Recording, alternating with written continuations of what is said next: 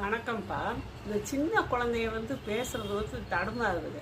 அது எப்படின்னா, ஒரு வயசு முடிஞ்ச உடனே அது ஏதாவது அம்மா, அப்பா ஏதாவது ஒன்று உளறணும். வாயை திறந்து உளறணும்.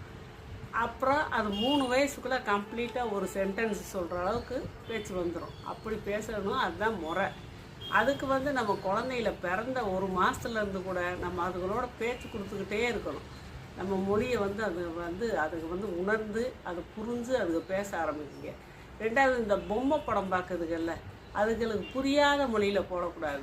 நம்ம பேசுகிற மொழியில் இருக்க பொம்மை படங்களை போட்டால் அதை பார்க்கும். அதை பார்த்து நம்மக்கிட்ட பேசும். நம்ம பேசுகிற மொழியும் அந்த பொம்மை படத்தில் உள்ள மொழியும் ஒன்றா இருக்கும். அப்படி பேச வைக்கலாம். குழந்தைகளோட விளையாட வைக்கலாம். அப்படியெல்லாம் செஞ்சும் பேசலை அப்படின்னா அவங்களுக்கு காது கேட்காத பிரச்சனை இருக்கலாம், வேறு ஏதாவது பிரச்சனை அப்படின்னா நீங்கள் டாக்டர்கிட்ட போய் காட்டி அதுக்கு தகுந்த வைத்தியம் எடுத்துக்கணும்.